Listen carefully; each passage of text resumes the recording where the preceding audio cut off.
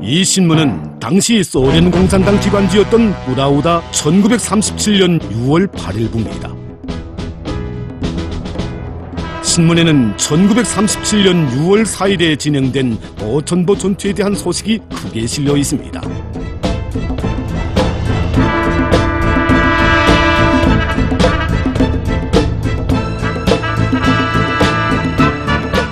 이 보천보 전투가 과연 어떤 전투였기에 이같은 놀라운 파문을 일으켰겠는가? 조선인민혁명군이 보천보 전투를 진행한 목적은 무엇이며 우리 인민이 왜 오늘까지도 잊지 못해 하는지 보기로 합시다.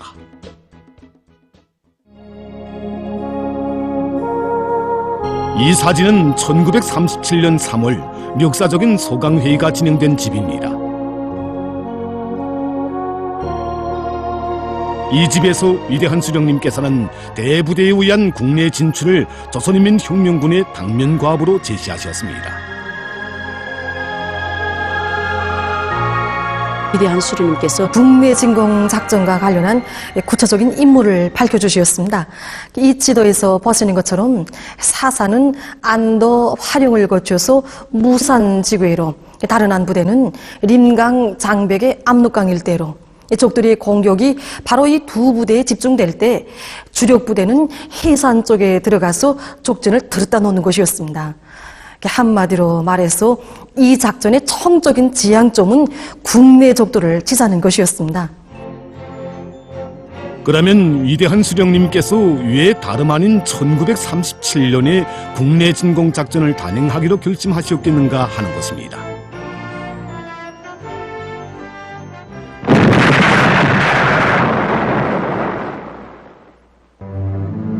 1931년 9월 18일 일제는 중국 동북지방에 대한 침략 전쟁을 일으켰습니다. 그러나 그때 벌써 중국 여론들이 예평한 것처럼 9.18 사변은 중국 본토에 대한 침략의 전주곡에 불과했습니다. 당시 중일 전쟁 발발은 불보듯 명백한 사실로 시간 문제로 돼 있었습니다. 이로부터 일제는 1937년에 들어서면서 중국 본토를 침략하기 위한 준비를 갖추기 위해서 우리 인민에 대한 수탈과 포갑의 도수를 더욱 높였습니다. 그 중에서도 가장 악랄하게 감행한 것이 바로 조선 사람의 정신을 허물어 버리기 위한 민족말살 책동이었습니다.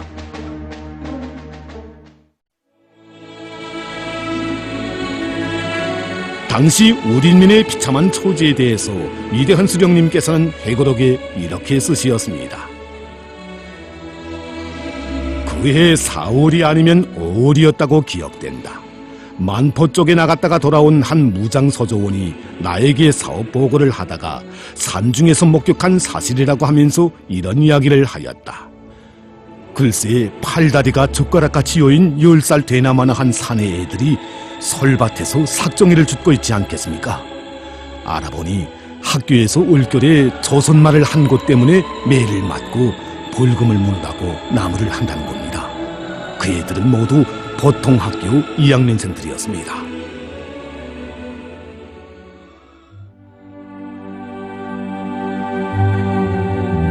이 지리한 예속의 밤, 굴욕의 밤을 끝장내지 못한다면 우리 어찌 감히 자기들을 조선의 장부라고 할 수 있으랴.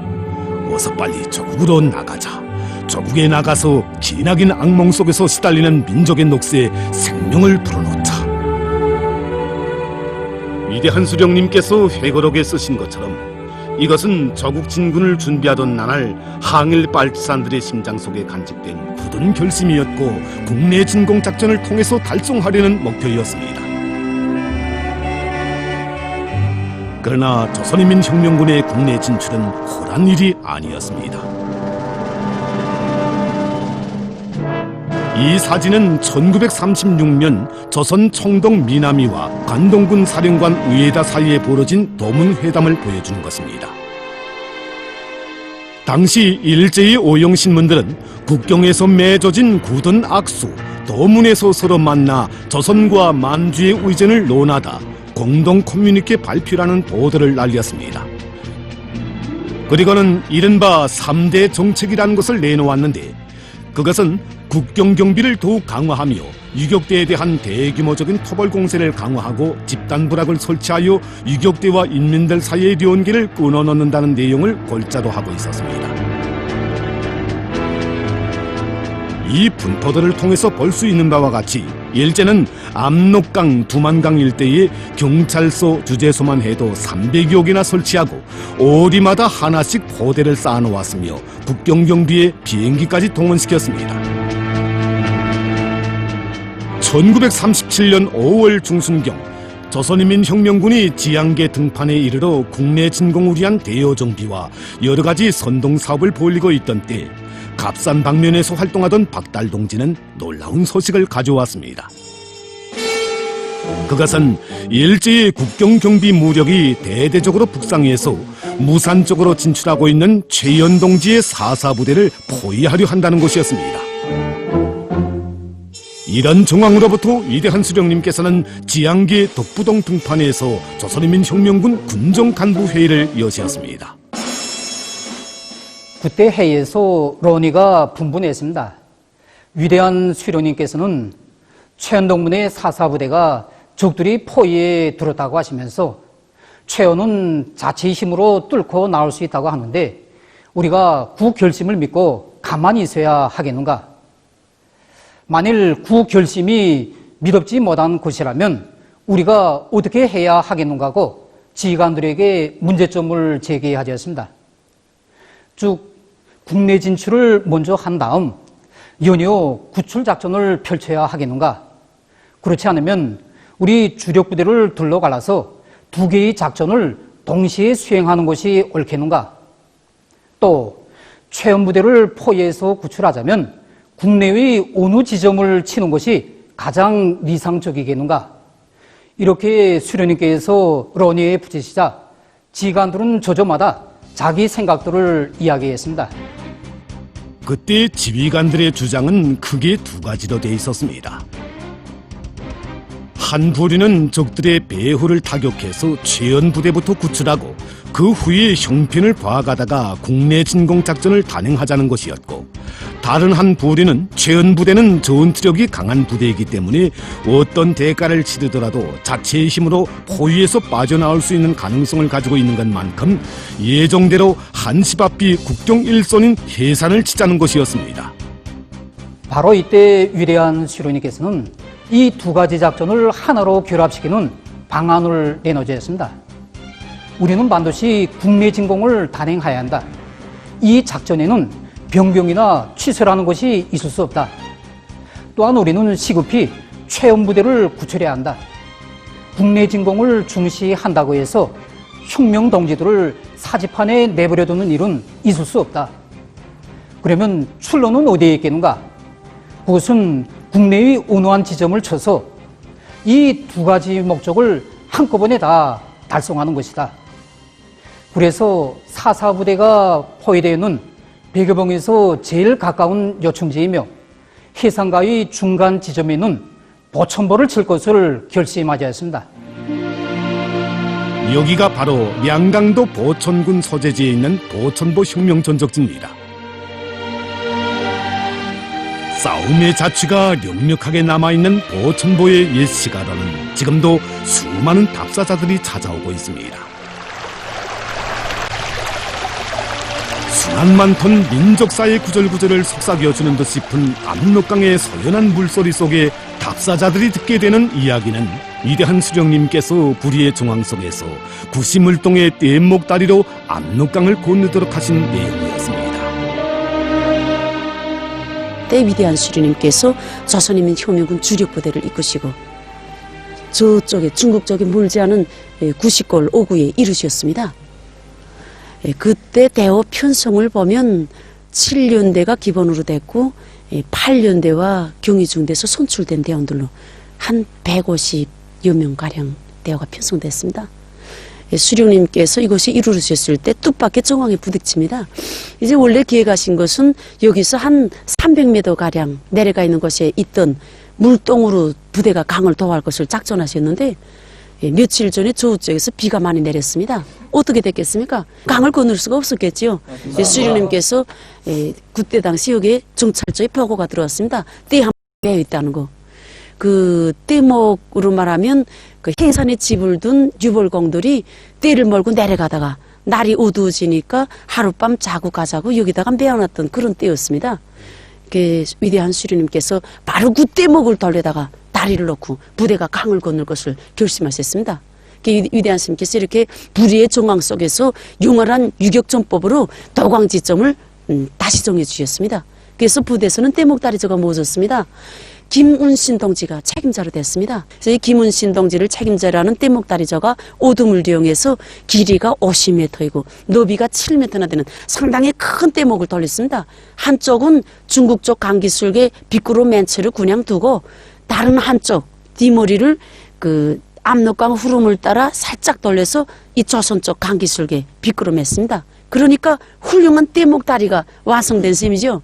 위대한 스님께서 바로 이 떼목다리로 대우를 이끄시고 압록강을 건너셨습니다.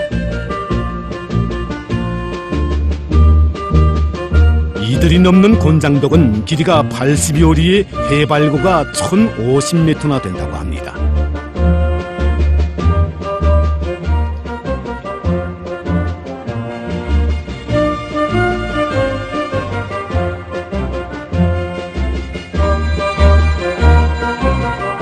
(1937년 6월 3일) 조선인민 혁명군 대원들과 함께 곤장독에 오르신 위대한 수령님께서는 대원들이 보천보 전투를 위한 만단의 준비를 갖추도록 하셨습니다.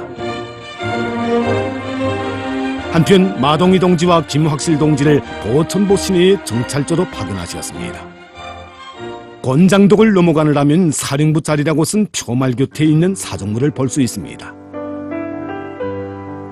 이것이 바로 보천보 전투에 대한 작전적 구상을 무르익히시며 위대한 수령님께서 리용하신 노루가죽과 모포입니다. 우리 수령님께서 부대를 거느리시고 이곳에 이르셨을 때는 날이 훤히 밝을 무렵이었습니다. 저기 저 사령부 자리라고 쓴 표시비가 보이지 않습니까? 그리고 그 옆에는 우리 수령님께서 앉으셨던 자리입니다. 말하자면 그 마른 싹종이 나무를 밑에 깔고 그 위에 그 전용병 백항림 동지가 배낭 속에 놓고 다니던 모포와 노루 가죽을 펴서 우리 수령님께서 앉으실 자리를 마련해 드렸습니다. 우리 수령님께서는 바로 저 소박한 자리에 앉으셔서 작전 지도를 펼치시고 작전 구상을 무르익히시면서 이렇게 사업을 시작하셨습니다. 위대한 수령님의 작전적 구상에 의해서 2개의 습격조와 2개의 차단조, 하나의 정치 공작조가 편성됐습니다. 제1습격조는 경찰관 주재소와 면사무소, 소방회관을, 제2습격조는 우편국, 산림보호구, 농사시험장을 습격하며 정치공작조는 시내의 여러 곳에 조국 광복회 10대 강령과 포고문을 붙이면서 정치사업을 진행하고 상점을 습격해서 노획한 물자들을 인민들에게 나누어주게 돼 있었습니다. 한편 제1차단조는 해산 쪽으로 통하는 전화선을 끊고 도로를 차단하며 제2차단조는 무산 대진평 방면으로 통하는 전화선을 끊고 도로를 차단할 임무가 맡겨졌습니다. 이 방안대로 하면 보천보 안의 적들은 도간에 든 쥐신세를 면할 수 없었습니다. 이 고장을 보천보라고 부르게 된 것은 한자로 보면 넓을 보자에 하늘천자, 보로 보자를 써서 하늘 아래 첫 동네에는 군사요충지란 뜻입니다. 그러다가 1931년도에 갑자기 주민이 불어나기 시작했는데 그 이유는 일제가 농사시험장 북선지장, 북부조선 일대에 있는 농사시험장 이란 뜻입니다. 이걸 여기 보천보에 내오면서 여기저기서 사람들을 강제로 많이 끌어왔기 때문이었습니다. 그래서 보천보 전투 전에는 세대수가 300여 세대, 인구수로 보면 1380여 명 되었습니다. 그래서 이 압록강 일대에서는 비교적 큰 부락을 형성하고 있었습니다.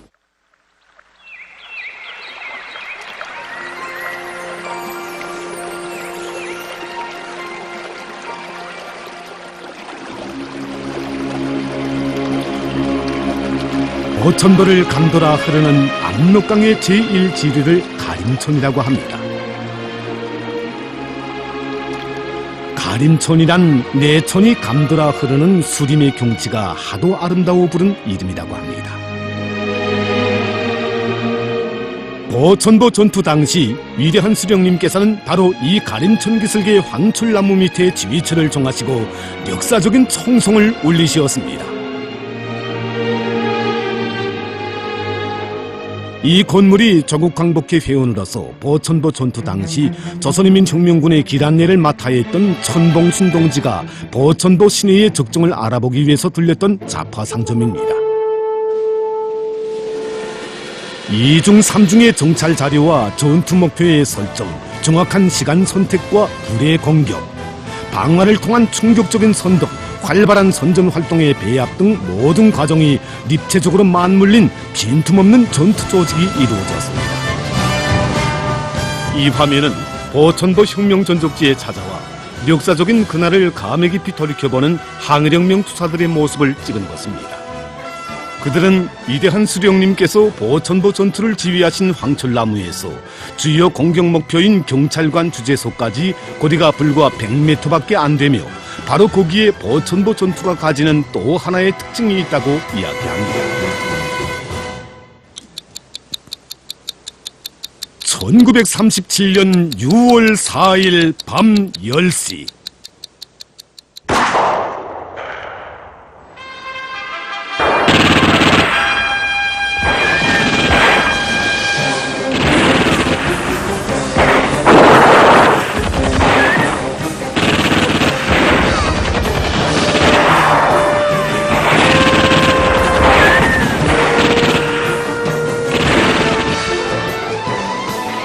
동포들이여, 저 불길을 보느냐? 조선은 죽지 않았다. 조선의 정신은 살았다. 조선의 심장도 살았다. 불을 지르라.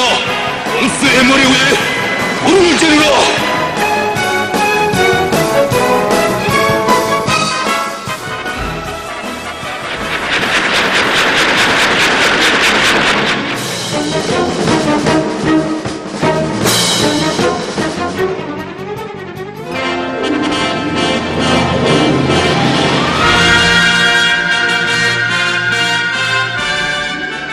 보천보 전투는 한마디로 말하여 생리배를 당한 어머니와 그 자식들의 상봉과 같은 사변이었다고 할 수 있다. 조국은 보천보에서 울린 총소리를 계기로 하여 자기를 가장 아끼고 사랑하는 춘직한 아들, 딸들을 만날 수 있었다. 다르게 말하면 이 전투는 망국사의 흐름을 광복으로 돌려세운 결정적인 계기의 하나였다고도 표현할 수 있다.